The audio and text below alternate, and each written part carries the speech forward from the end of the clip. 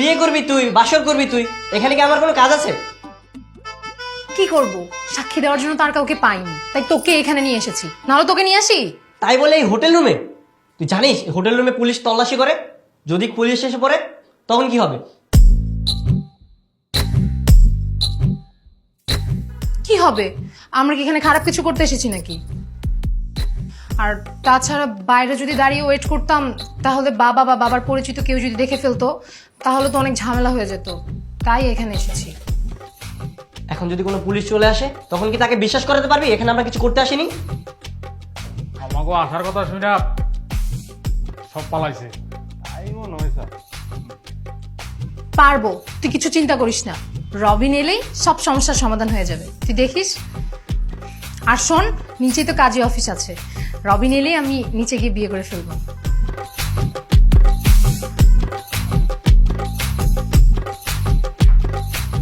ব্যাপার, এই দরজা এখনো বন্ধ।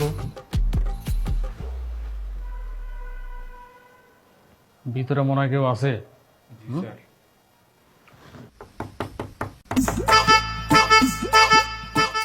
মনে হয় রবিন আসছে। দাঁড়া দেখছি।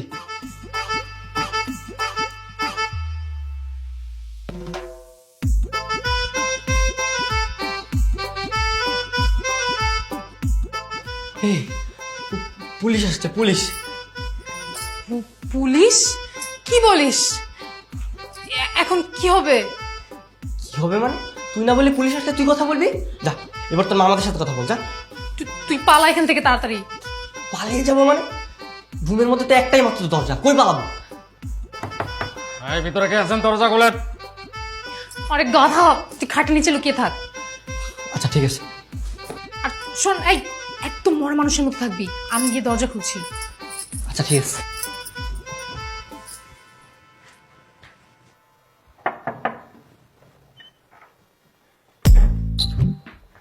কি ব্যাপার, দরজা খুলতে দেরি করলেন কেন? অনেকক্ষণ ধরে তো নক করতেছিলাম।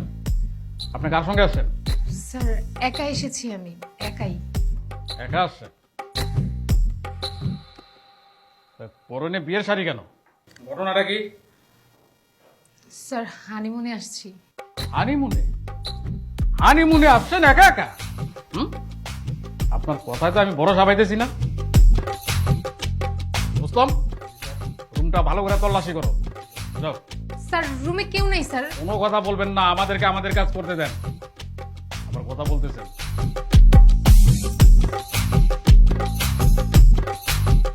আচ্ছা, আমার বাসার খাটের যে চাদরটা, সেটাতে এত নামানো থাকে না, এইটা এত নামানো কেন? স্যার বিশ্বাস করেন স্যার, স্যার খাটের নিচে কেউ নাই স্যার। আমি তো বলি না খাটের নিচে কেউ আছে। তার মানে খাটের নিচে অবশ্যই কিছু একটা আছে। আয় রুস্তম, খাটের নিচটা ভালো করে চেক করো। এদিকে এসো। হ্যাঁ। স্যার কেউ নাই স্যার, সত্যি কথা বলতেছি। আপনি চুপ থাকেন, আমাদের কাজ আমাদেরকে করতে দেন। স্যার পাইছি স্যার। কি পাইছো? লাশ স্যার, মরা মানুষের লাশ স্যার। লাশ? আরে বলদ, লাশ তো মরা মানুষের হয়, জীবিত হয় নাকি? এটার পা ধরে টাই না বাইর করো তো। জি স্যার। আপনি তো খুবই ভালো ডেঞ্জারাস একজন মহিলা। মানে লাশ, একটা মানুষের মাইরা সেই লাশটা আপনি খাটের নিচে গুম করে রাখছেন। না স্যার, আমি খুন করি নাই। আমি একটা কথাও বলবেন না আপনি, আপনার আমার চেনা হয়ে গেছে। ভয়ঙ্কর একটা মহিলা। এই পা ধরে টাই না বাইর করো। এই ছাড়েন ছাড়েন। স্যার এ তো মরা না স্যার, জীবিত স্যার, কথা কয়। এই ছাড়েন ছাড়েন ছাড়েন।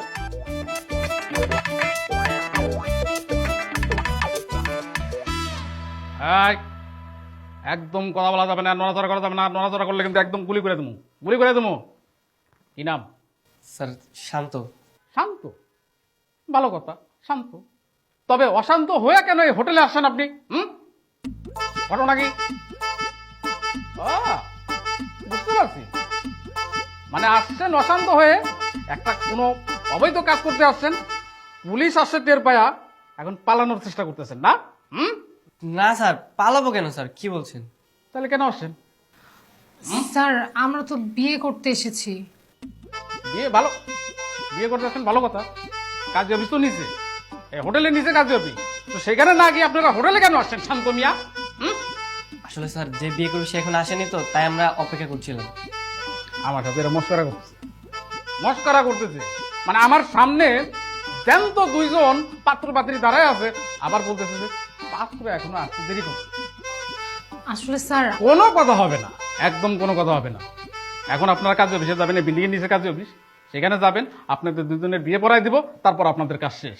কিন্তু স্যার বুঝতে পারছি আপনারা আমার সাথে ঘাটতারামি করতেছেন, পুলিশের সাথে ঘাটতারামি করতেছেন। স্যার স্যার ওকে তো বিয়ে করা সম্ভব না স্যার। অসম্ভবকে সম্ভব করাই হচ্ছে পুলিশের কাজ, আর সেটা আমি করব। যদি আপনারা এই মুহূর্তে যদি কাজ অফিসে না যান, তাহলে থানায় যেতে হবে। থানায় গিয়ে দুইজনরে এমন ভাবে বাস ডলা দিব যে একদম সাইজ হয়ে যাবেন। কি থানায় যাবেন না কাজ অফিসে যাবেন? তাহলে কাজ অফিসেই চলে। এই তুমি লাগে তুলে নিয়ে আসো, ঠিক আছে? আর আপনি চলেন। আসেন না, আসেন, আসেন। আসেন।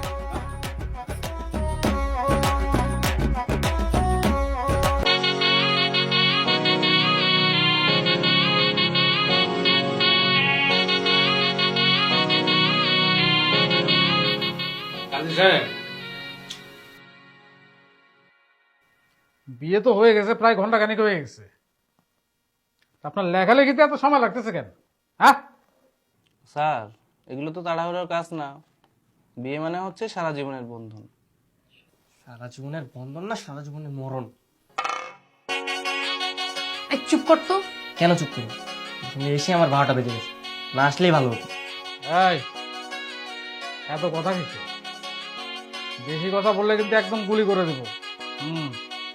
নেন এখানে সাইন দেন।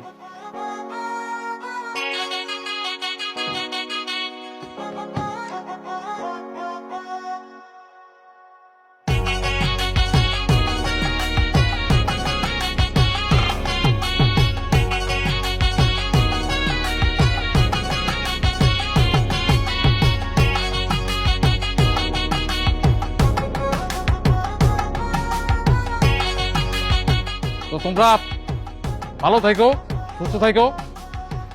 স্বামী স্ত্রী হিসাবে যাতে ভালো থাকো, সুস্থ থাকো, সেই দোয়াই করি। আর কোন ধরনের সমস্যা হইলে সাথে সাথে আমার জানাবা, যেহেতু আমি তোমাকে উকিল বাপ। হ্যাঁ আসছে সব সমস্যা নিজে সৃষ্টি করে, এখন আসছে সমস্যা হলে জানাবা। ফাঁসি। আচ্ছা, তুমি কি আমারে কিছু কইছো?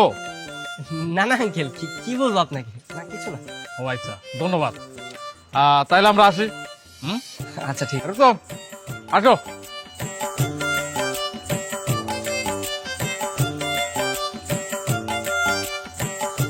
হে আল্লাহ, এ কি হয়ে গেল আমার সাথে? এই শেষমেশ এই বান্ধবীকে বিয়ে করতে হলো। এই ন্যাকামি করিস না তো, কানের কাছে ঘ্যান ঘ্যান শুরু করে দিছে।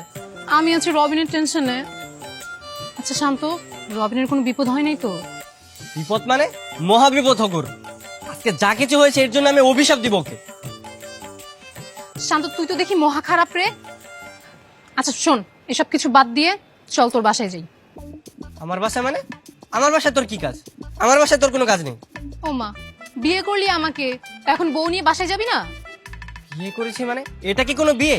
আর তোকে বিয়ে করছি তাই বলে কি আমার বাসায় নিয়ে যেতে হবে তোকে? দেখ ভাই, বিয়েটা কিন্তু আমি আমার নিজের ইচ্ছায় করিনি, তুই জোর করেছিস তাই আমি করেছি। দেখ, আজকের পরে এগুলো সব ভুলে যা, আর যত কাগজপত্র আছে সব আমি ছিঁড়ে ফেলবো। কিন্তু আমি বাসায় যাব কিভাবে? আমি তো বাসা থেকে আসার সময় একটা চিঠি লিখে এসেছি যে আমি আমার প্রেমিককে বিয়ে করতে যাচ্ছি, বাবা আমায় মাফ করে দিও। বাবা তো মনে হয় এতক্ষণে সেই চিঠি পড়েও ফেলেছে। সর্বনাশ।